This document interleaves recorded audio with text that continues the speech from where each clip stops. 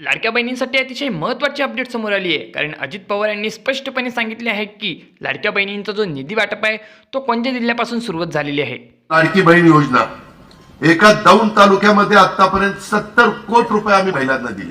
तर त्या कोणत्या महिला आहेत ज्यांना हे निधी वाटप झालेले आहेत आणि आता पुढचे कोणते जिल्हे असणार आहे त्याची सविस्तर माहिती सुद्धा अजितदादा यांनी या व्हिडिओच्या माध्यमातून सांगितली आहे. त्यामुळे व्हिडिओ पूर्ण बघा. कुठल्या महिलांच्या करता मी पुन्हा महिलांना तुम्हाला सांगतो, ही योजना माझ्या खुरपणीला जाणारी जी भगिनी, कांदा लावायला जाणारी जी भगिनी, माझे धुणं भांडी करणारी, माझे झाडू पोतना करणारी, आमच्या काही महिला वेगवेगळ्या 4-5 घरामध्ये नवरा बायको कामाला असले तर स्वयंपाक, ह्याचा स्वयंपाक कर, पुढे जाऊन त्याचा स्वयंपाक, असे 5-6 घरं करते.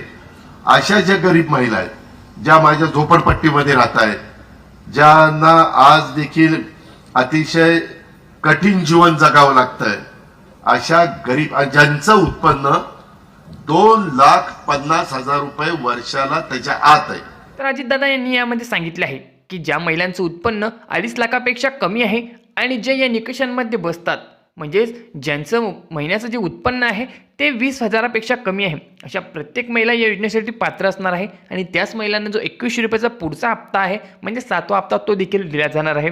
आणि त्यामार्फत त्यांचा जो दिवाळीचा जो बोनस राहिलेला होता, म्हणजे जो संक्रांतीचा जो निधी आहे तो देखील त्यांना वाटप करण्यात येणार आहे. परंतु या अटी पूर्ण करणाऱ्याच महिलांना सध्या हे पैसे मिळत आहे. आणि दौंड तालुक्यापासून या जिल्ह्यांची जी सुरुवात आहे ती देखील होणार आहे. म्हणजे जे जिल्हा वाटपाचा जो निधी आहे त्याची लिस्ट आहे ती सुद्धा जारी झालेली आहे आणि त्यानुसारच महिलांच्या खात्यावरती ती रक्कम देखील लवकरात लवकर मिळणार आहे. त्याची माहिती सुद्धा पुढे व्हिडिओच्या माध्यमातून सांगण्यात आलेली आहे. म्हणजे 20,000 रुपये महिन्याच्या आत ज्यांना उत्पन्न आहे त्यांच्याकरता ही योजना आहे. परंतु मधल्या काळामध्ये इलेक्शन होतं, वेळ नव्हता, सगळ्यांना तिथं काय ते तुमचं डीबीटी, म्हणजे तुमच्या अकाउंटलाच पैसे येतात ना, डीबीटी केलेलं होतं. निवडणुकीच्या पार्श्वभूमीवरती प्रत्येक लाडक्या बहिणींच्या खात्यामध्ये जी रक्कम होती ती डीबीटीच्या मार्फत देण्यात आली. यामध्ये कुठलेही निकष लावले गेले नाही. जरी निकष सांगण्यात आलेले होते परंतु एकही निकष त्यावेळेला लावण्यात आलेला नाही. जी प्रत्येक लाडकी बहीण होती त्याच्या खात्यावरती डायरेक्ट पैसे हे जमा करण्यात आलेले. परंतु आता 2100 रुपये देण्यासाठी मात्र प्रत्येक महिलेला हे पैसे मिळणार नाही. त्यासाठी काही निकष लावलेले आहेत आणि त्याच महिलांना हे 2100 रुपये आहेत ते देखील मिळणार. कारण राज्यावरती जो बोजा आहे तो देखील वाढलेला आहे आणि अर्थसंकल्पामध्ये तुमचे पैसे देखील तुम्हाला वाढवून मिळणार आहे. परंतु त्याआधी तुमची संक्रांत गोड करण्यासाठी हा हप्ता तुम्हाला लवकरात लवकर देण्यात येत आहे. आणि त्या पद्धतीनं आम्ही ते देत गेलो.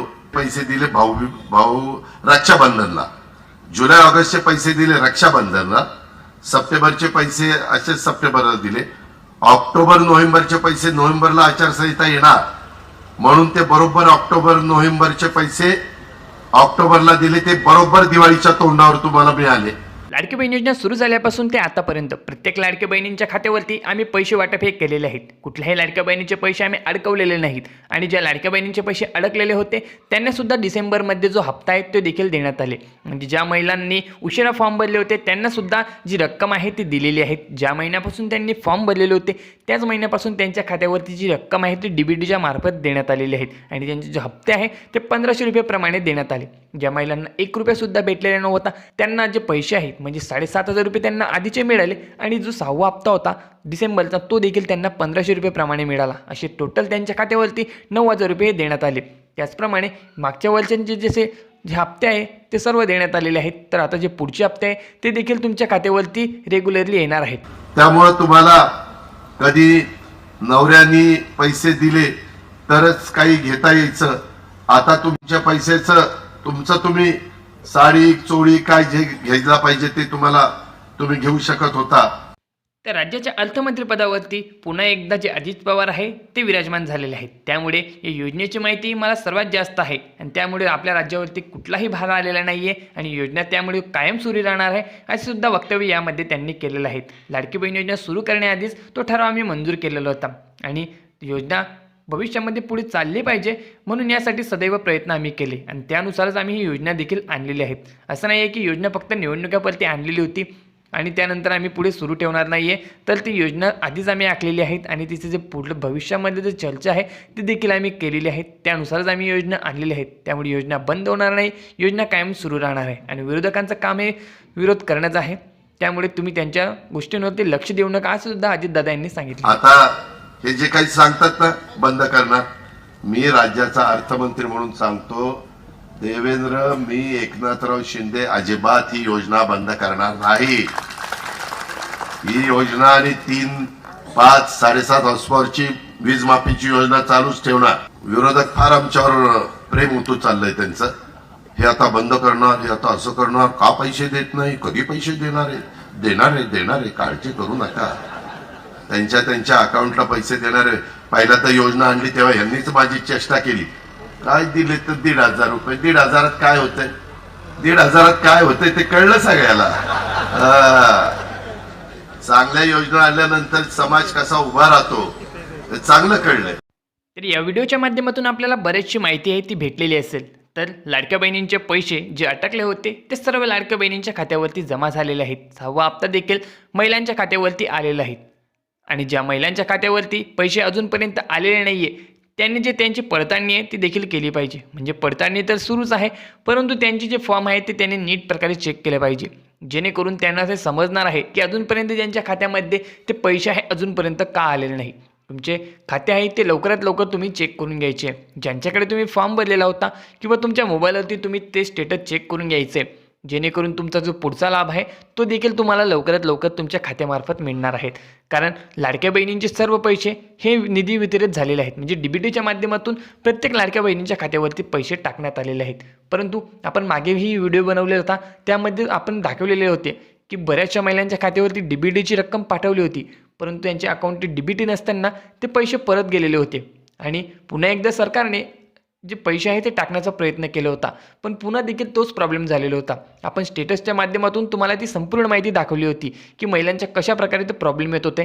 त्यामध्ये महिलांचं जे अकाउंट नंबर आहे ते अकाउंट नंबर दिलेलं होतं, त्यांचं नाव संपूर्ण दिलेलं होतं, त्यांनी अजून कुठल्या योजनेचा फॉर्म भरलेला आहेत का ती संपूर्ण माहितीसुद्धा त्यामध्ये स्पष्टपणे दिलेली होती. त्यामुळे ती माहितीसुद्धा तुम्ही लवकरात लवकर चेक करून घेणे अनिवार्य आहे, जेणेकरून तुमचा जो पुढचा हप्ता येणार आहे म्हणजे 7वा हप्ता तुम्हाला मिळणार आहे त्याच वेळेला तुम्हाला जी राहिलेली रक्कम आहे ती देखील तुमच्या खात्यामध्ये जमा करण्यात येणार आहे. त्यामुळे जे फॉर्मचं स्टेटस आहे ते तुम्ही लवकरात लवकर चेक करून घ्या. आणि लाडक्या बहिणींची संक्रांत आहे ती नक्कीच गोड होणार आहे, कारण उद्या संक्रांत आहे आणि संक्रांतीचं बहिणींना काय गिफ्ट मिळणार याचं जी चर्चा आहे ती सध्या सुरू आहे. तर उद्या आपल्याला समजणार आहे की लाडक्या बहिणींना नेमकं जो पैसे आहे ते त्या म्हणजे जो 7वा हप्ता आहे तो त्यांना मिळणार की 3,000 रुपयाचा जो बोनस आहे तो त्यांना मिळणार. कारण गेल्या काही दिवसांपासून लाडक्या बहिणींना 7वा आणि 8वा हप्ता जो आहे तो एकत्र दिला जाणार, म्हणजे 3,000 रुपये त्यांच्या खात्यावर दिले जाणार अशी माहिती चर्चेत झालेली आहे. परंतु तसा GR अजून आलेला नाही आहे, परंतु सरकारमार्फत सांगण्यात आलेलं आहे की लाडक्या बहिणींची संक्रांत आहे ती कुठल्याही प्रकारे आम्ही गोड करणारच आहोत.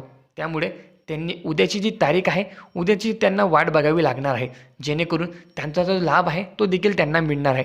आणि राहिलेला पैसे 2100 रुपयेचा तो देखील लवकरात लवकर तो निर्णय होणार आहे आणि तुमच्या खात्यावरती 2100 रुपयेनुसार ते पैसे देखील जमा करण्यात येणार आहे.